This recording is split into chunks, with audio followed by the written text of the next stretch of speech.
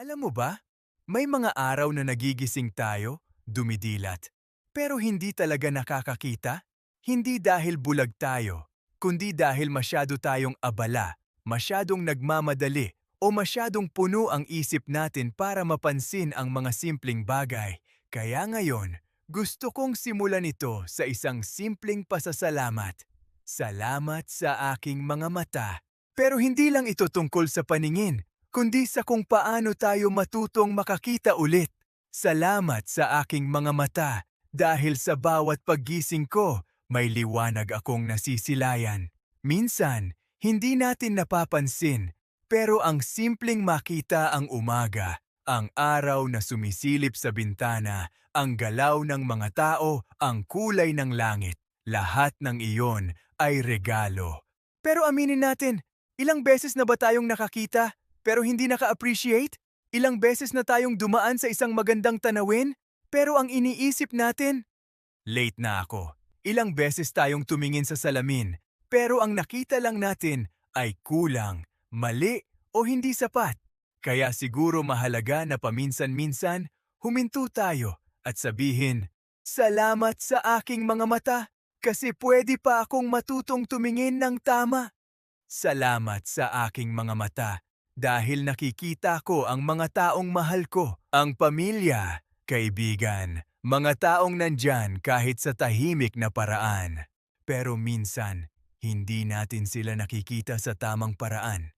Nakikita natin ang pagkakamali nila, pero hindi ang sakripisyo. Nakikita natin ang kakulangan, pero hindi ang effort. Yung nakikita natin ang mali, pero hindi ang pagmamahal. Paano kung baguhin natin ang paraan ng pagtingin? Paano kung sa halip na mag-focus sa kulang, piliin nating makita ang kabutihan? Kasi minsan, hindi nagbabago ang mundo natin. Ang nagbabago lang ay kung paano natin ito tinitingnan. Salamat sa aking mga mata dahil nakikita ko rin ang sarili ko, pero hindi lang sa salamin.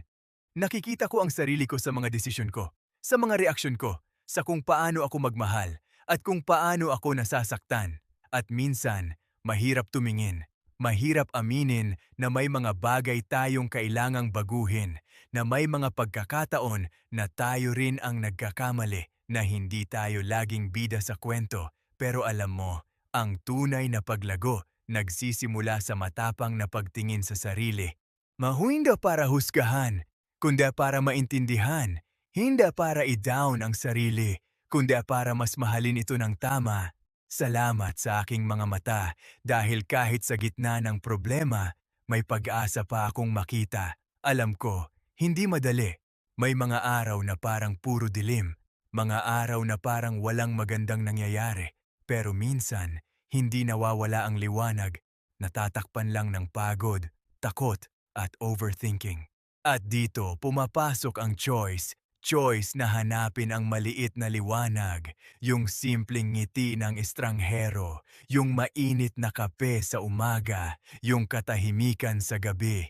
Hindi man nito masolve agad ang problema, pero pinapaalala nito na hindi puro dilim ang mundo.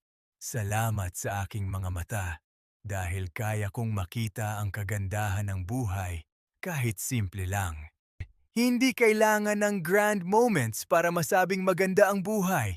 Minsan, nasa simpleng eksena lang, tahimik na hapunan, kwento kasama ang kaibigan, o simpleng pag-upo habang pinapanood ang ulan.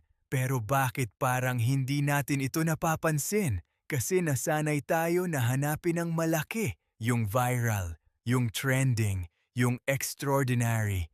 Pero ang totoo, ang buhay, binubuo ng maliliit na sandali.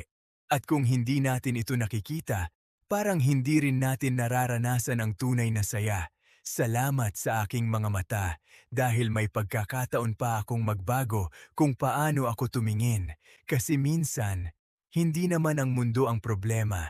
Minsan, ang lente lang natin ang madumi, puno ng galit, puno ng insecurities, puno ng comparison. Kaya kahit anong ganda ng paligid, parang wala pa rin. Pero kapag nilinis natin ang lente, unti-unti nating makikita na hindi pala tayo nahuhuli. May sarili lang tayong timeline. na hindi pala tayo kulang. May sarili lang tayong paraan na hindi pala tayo nag-iisa. May mga taong tahimik lang pero nandyan. Kaya ngayong araw, subukan mong huminto sandali. Tumingin ka sa paligid mo. Hindi bilang isang taong nagmamadali, kundi bilang isang taong nagpapasalamat. At marahil sa simpleng pagtingin na yon, may makita kang bagay na matagal nang nandyan. Pero ngayon mo lang tunay na na-appreciate. Kaya ulitin natin. Salamat sa aking mga mata. Hindi lang dahil nakakakita ako, kundi dahil may pagkakataon pa akong matutong makakita ng tama.